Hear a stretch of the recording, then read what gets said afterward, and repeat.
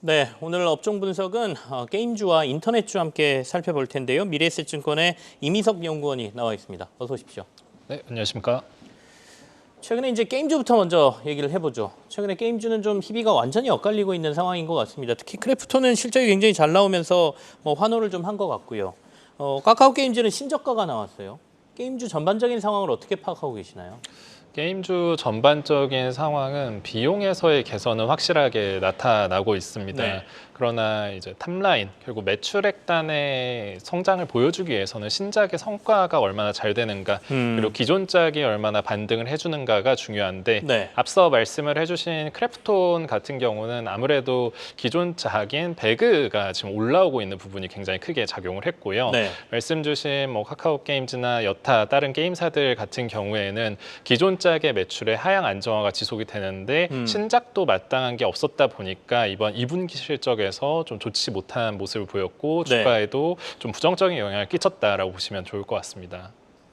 자, 일단은 지금 8월 게임주 등락률이 나오고 있는데 퐁당퐁당이에요. 어떤 건 좋고 어떤 건 나쁘고 말씀하신 대로 이제 기존작들의 수익성은 좀 떨어지는 상황에서 신작까지 좀 안 좋은 데들은 주가가 좀 안 좋고 기존에서 크래프톤 같은 경우에는 배그라고 표현하셨는데 배틀그라운드가 워낙 성적을 잘 내고 있으니까 그런 데들은 다시 주목을 받고 있다 이런 말씀이신데 게임주와 관련된 이벤트라고 보면 8월 21일부터 25일까지 게임스컴 2024가 열립니다. 이게 주가적인 측면이나 게임사들을 바라보는 데 있어서 저희가 관전 포인트가 좀 있을까요? 저희 업종에서는 그래도 1년 중에는 네. 가장 큰 이벤트로 보시면 좋을 것 같고요. 네. 그래서 저도 다음 주에 이제 다음 주에 와가지고 네. 이제 출국을 할 예정인데 이번에 좀 게임사가 어떤 곳이 참여하는지를 보시면 좋을 것 같습니다. 크래프톤이랑 펄어비스가 참석을 할 예정인데 네. 크래프톤 같은 경우는 인조이라는 신작을 이번에 들고 가고 그리고 다크앤다크 모바일이라는 신작도 이번 게임스컴에서 시연을 할 예정입니다.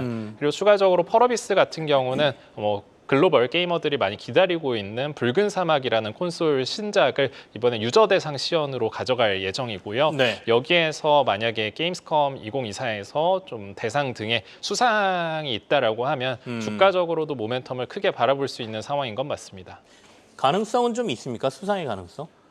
이거는 섣불리 예단하기는 네. 좀 어려울 것 같은데 아무래도 재작년에 네오이즈의 피해 거짓이라는 국내 작품이 대상까지 3관왕을 하면서 휩쓸었던 만큼 가능성이 좀 아예 없다라고 좀 말씀드리긴 어려울 것 같고요. 그래도 기대하면서 좀 기다리고 있는 상황입니다. 알겠습니다. 다녀오신 다음에 또 재밌는 얘기 있으면 나오셔서 한번 얘기를 좀 해주십시오. 크래프톤 얘기를 조금만 더 자세히 하겠습니다. 2분기에 이제 어닝 서프라이즈가 나왔지 않습니까? 앞서 제가 이제 배틀그라운드 쪽에서의 수익이 좋았다라고 말씀을 드렸습니다만 좀 자세히 분석을 좀 해주시죠. 네, 배틀그라운드에서의 수익이 굉장히 좋았고 아무래도 PC랑 모바일을 이렇게 나누어서 말씀을 드리면 네. 지난 1분기부터 서프라이즈가 나왔었던 요인은 PC에서의 이용자 지표가 굉장히 빠르게 올라오고 있다는 부분이 있었고요. 그러한 부분은 지금 2분기 실적 그리고 3분기에도 굉장히 긍정적으로 작용을 할 것으로 판단을 하고 있습니다. 여기에 추가적으로 이번 2분기 때는 굉장히 좋았던 부분이 모바일에서도 반등이 세게 나왔어요. 이 모바일 지역에서도 네. 글로벌 전반적으로 좋았지만 중국에서 많이 회복되는 모습을 보였는데 이 중국 같은 경우는 그냥 기존 매출이나 이용자 지표 역시도 좋았지만 일회성으로 인센티브 느낌으로 지금 지급받은 부분도 상당 부분 기여를 했다라고 보시면 좋을 것 같습니다. 3분기 역시도 이번 2분기 실적 발표에서 7월 모바일 실적이 역대 최고 수준이다라고 좀 밝힌 만큼 3분기 역시도 굉장히 기대되는 상황이다라고 말씀드릴 수 있을 것 같습니다.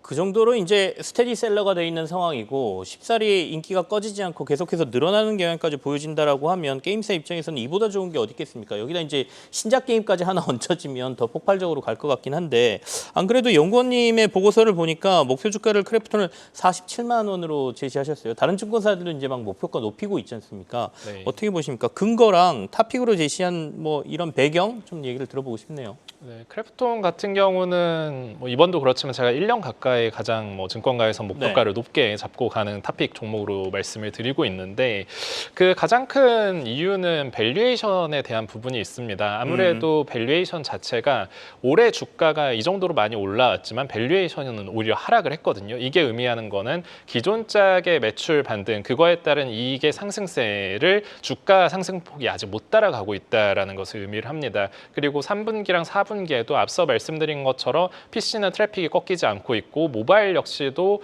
트래픽이 증가하는 와중에 ARPU 자체가 그러니까 유저당 결제 금액이 올라오고 있는 상황이다 보니 네. 하반기 실적도 긍정적으로 판단을 하고 있고요. 여기에 뭐 글로벌 지역, 뭐 중동 지역만 하더라도 여전히 좀 성장이 잘 나오는 지역으로 보시면 될 것 같아요. 그리고 앞서 뭐 게임스컴 이야기를 드리면서 말씀을 드렸지만 인조이랑 다크앤다크 모바일이라는 작품을 올해 연내에 출시할 예정으로 좀 갖고 있어서 신작에 대한 모멘텀까지 기대할 수 있는 그런 구간으로 보시면 좋을 것 같습니다.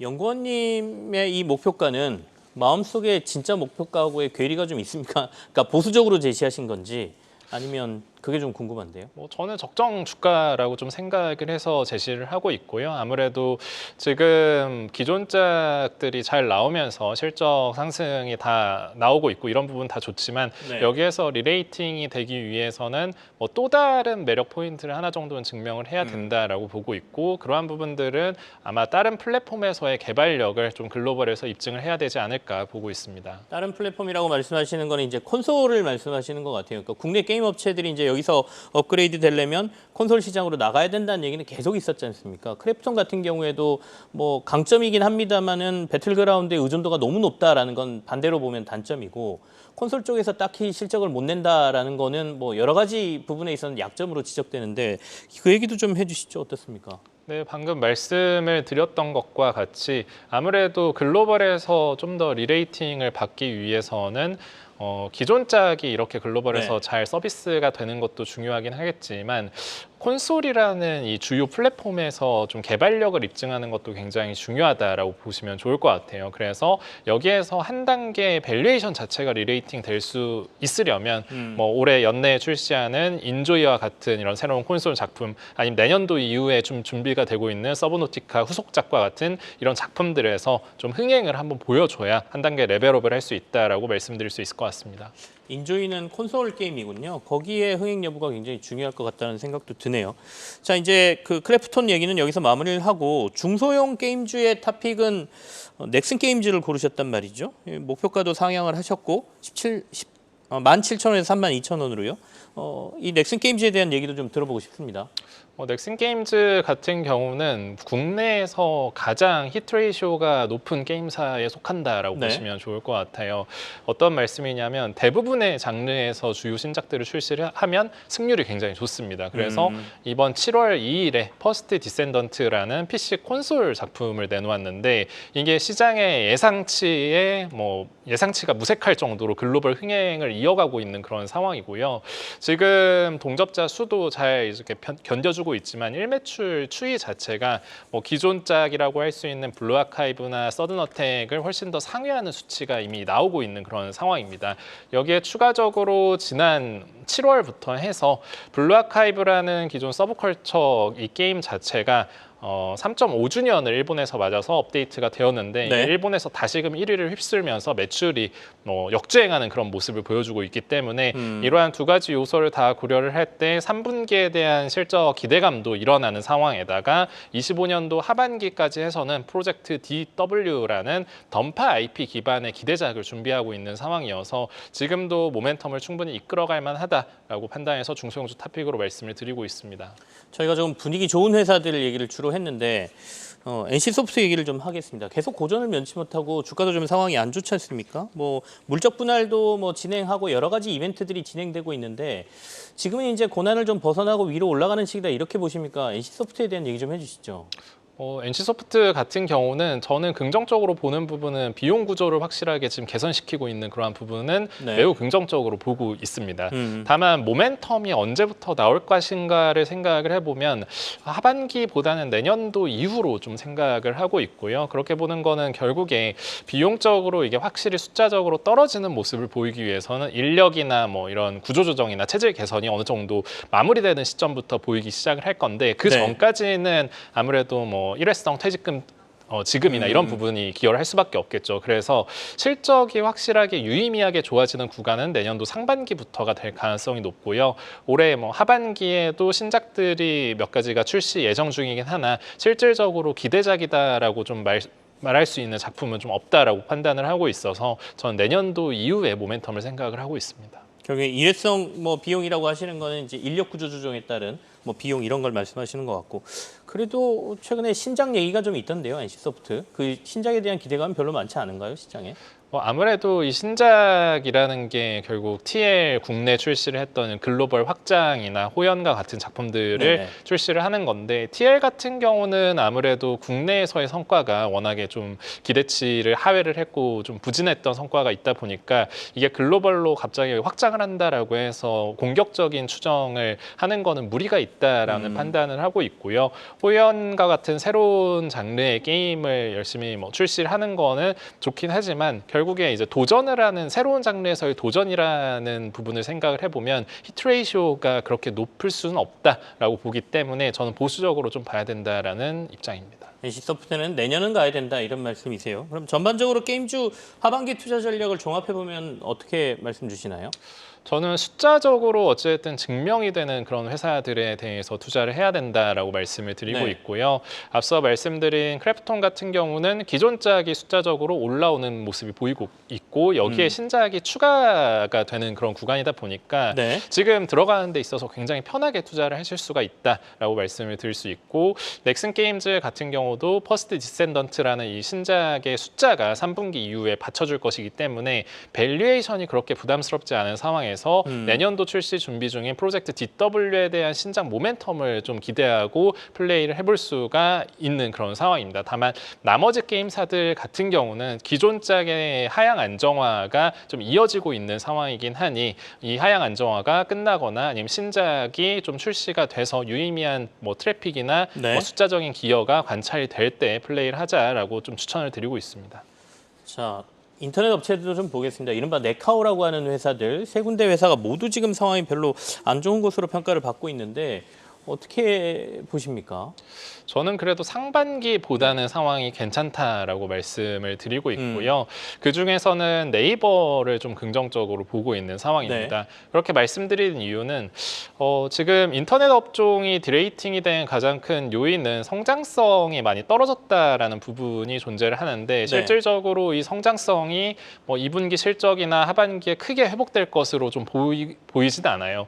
그럼에도 제가 좋게 말씀드리는 거는 수익성 자체는 그러니까 체질 개선을 통해서 굉장히 수익성이 올라오고 있는 부분이 관찰이 되고 있고 네이버의 주가 같은 경우는 워낙에 좀 상반기에도 좀 부진했었다 보니까 밸류에이션 자체가 지금 뭐 히스토리컬 따졌을 때 역대 최하단 수준까지 내려와 있는 그런 상황이거든요. 그럼 하반기 이제 쭉 본다라고 했을 때 금리 인하에 대한 부분이 발생을 한다라고 하면 광고주들이 광고 집행비를 늘리면서 디스플레이 광고에서의 실적이 좋아질 수 있는 부분이 첫 번째로 있고 상반기에 불확실성의 한 가지 요소로 좀 작용을 했던 커머스에서의 저성장 이 부분도 팀F 사태에 좀 반사수혜를 좀 볼 수 있을 것이다라고 좀 판단을 하고 있습니다.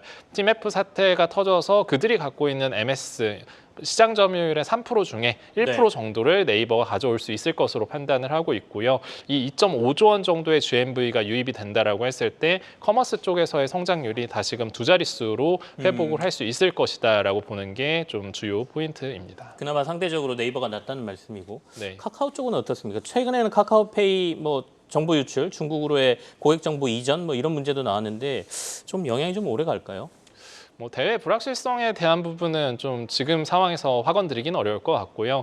다만 불확실성이 지속되는 와중에 실적이 결국 올라와 줄 수 있느냐가 좀 포인트가 될 것인데 하반기에 좀 기대되는 주요 사업부는 좀 없는 그런 상황입니다. 그러면 이제 올해 봤을 때는 여전히 글로벌리 보면 밸류에이션 부담이 있는 구간이기 때문에 실질적으로 지금 카카오보다는 저는 네이버를 조금 더 편하게 접근할 수 있다라고 말씀을 드리고 있는 상황입니다. 알겠습니다. 인터넷 주요 회사들까지 저희가 미래에셋증권의 이미석 연구원과 함께 살펴봤습니다. 오늘 나와주셔서 고맙습니다. 예, 감사합니다. 계속해서 다양한 경제 이슈를 알고 싶다면 구독과 좋아요, 알림 설정 부탁드립니다. AI 캐스터 권미정이었습니다.